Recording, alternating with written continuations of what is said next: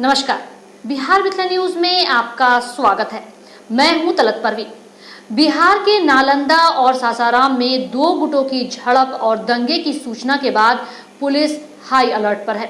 इस मुद्दे की गंभीरता को समझते हुए दोनों जिला के जिलाधिकारी को विशेष हिदायत दी थी कि दबंगइयों पर कड़ी कार्रवाई करें। वहीं इस मामले के बाद मुख्यमंत्री नीतीश कुमार ने बीजेपी के साथ समीक्षा बैठक की। समीक्षा बैठक के बाद से चीफ सेक्रेटरी और डीजीपी ने कहा कि स्थिति सामान्य है और दबंगइयों पर कड़ी कार्रवाई की जा रही है। देखिए बिहार मिथिला न्यूज पर एक विशेष रिपोर्ट। सचिव, डीजीपी साहब, अपर मुख्य सचिव, गृह विभाग और पुलिस के वरीय अधिकारियों के द्वारा वीडियो कॉन्फ्रेंस के माध्यम से राज्य के सभी जिला पदाधिकारी, पुलिस अधीक्षक, वरीय पुलिस अधीक्षक, रेंज के आईजी और डीआईजी और डिविजनल कमिश्नर के साथ वीडियो कॉन्फ्रेंस करके मुख्यालय से उनके साथ निर्देश भी उनको दिए गए थे और उनके द्वारा की गई तैयारी, बंदोबस्त की समीक्षा भी की गई थी। इंटेलिजेंस जो था वो भी शेयर किया गया था पिछले वर्षों की घटनाओं के आधार पर।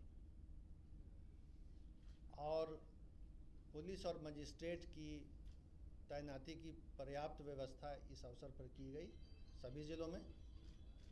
और जैसा कि आप जानते हैं, राज्य के 2 शहरों को छोड़कर शेष सभी स्थानों पर ये त्यौहार शांतिपूर्वक संपन्न हुआ।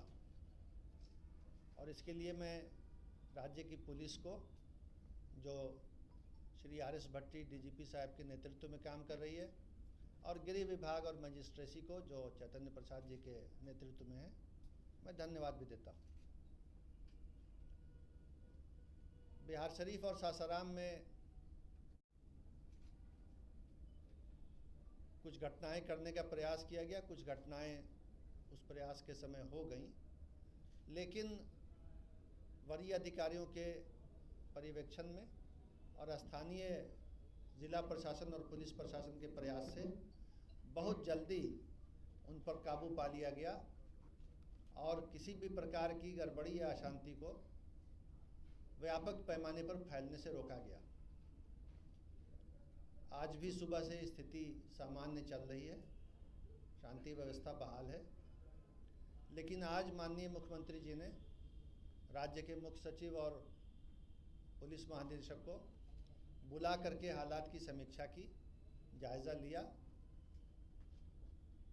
तथ्यों से वे अवगत हुए और मुख्य सचिव और डीजीपी को निर्देश दिया। और हम दोनों के माध्यम से, इन दोनों अधिकारियों के माध्यम से राज्य के पूरे जिला प्रशासन और पुलिस प्रशासन को निर्देश दिया कि हर कीमत पर शांति व्यवस्था बहाल रखी जाए, विधि व्यवस्था बनाई रखी जाए।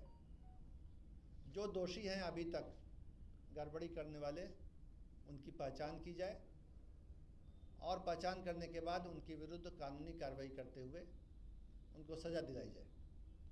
तो अभी जो प्राथमिकता होगी वो यही होगी कि राज्य में जो ऐसे तत्व हैं जिन्होंने इस तरह का कोई अटेम्प्ट किया, प्रयास किया शांति भंग करने का, उनकी पहचान हो और जिन्होंने इस तरह का सामाजिक और कानूनी अपराध किया उनको कानून के दायरे में ला करके सज़ा उनको दिलाई जाए।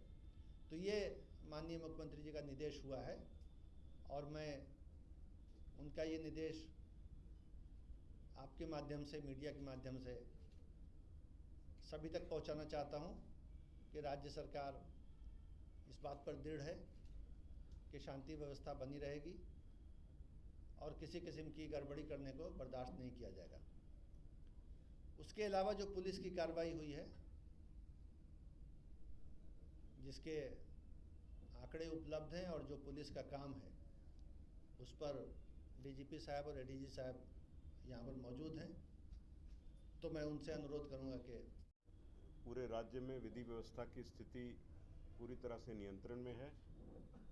सासाराम और बिहार शरीफ में जो कुछ घटनाएं हुई, उनमें अभी तक कुल 109 व्यक्ति जो इन कांडों में संलिप्त पाए गए हैं, उनकी गिरफ्तारी हो चुकी है और लगातार हम उन लोगों की पहचान करके गिरफ्तारी का कार्यक्रम जारी रखेंगे। किसी भी ऐसे असामाजिक तत्व को बख्शा नहीं जाएगा और कानून की पूरी ताकत के साथ उनसे निपटा जाएगा।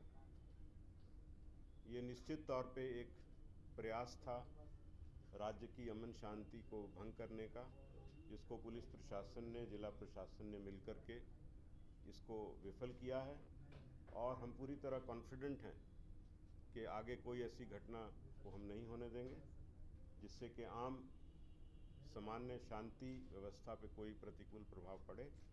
जो ऐसे अंसर हैं समाज में, थोड़े बहुत कहीं ना कहीं हो सकता है कोई ऐसे व्यक्ति हों, उनकी भी हम पहचान करके उनको कानून के दायरे में लाएंगे। धन्यवाद।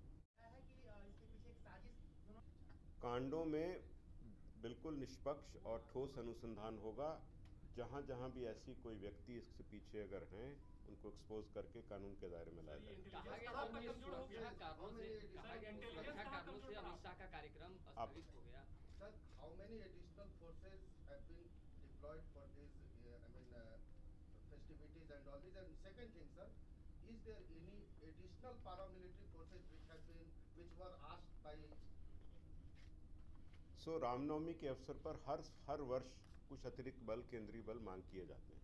उसी के तहत इस बार भी कुछ मांग किए गए हैं और ये घटना के बाद भी हमने कुछ कल रात्रि में भी मांग की थी। उसमें हमको 4 कंपनी और बल मिला है देर रात्रि में, जो आज दिन में पहुंच गया है। सर, क्या बिहार पुलिस सोशल मीडिया पर भी? आपने एक और बात पूछा था। हाँ, I just asked कि was there any specific additional demand from the state government? नहीं, सामान्य जो हम हर रामनवमी के पर्व के समय पे करते हैं उसी रूप में था। एडिशनल इस घटना होने के बाद हमने कुछ कंपनी मांगी, उसमें 4 रात में मिली। Sir, today we were informed by the Union Home Ministry that additional paramilitary forces have been, asked or required by the state government, which we are sending. वो 4 कंपनीज उसमें हैं जो कल रात का जो हमने रिक्विजिशन किया था, उसमें 4 कंपनी उन्होंने भेजी है जो आज दिन में पहुंची। सर, एक वीडियो कल पटना के मनेर शरीफ का भी आया था सामने, उस पर कार्रवाई होगी। सर, क्या ऑर्गेनाइजर्स ने परमिशन दिया था, क्या उनकी भी जांच होगी? कि जो सब चीज की जांच होगी, कोई बख्शा नहीं जाएगा। आप देखते जाइए।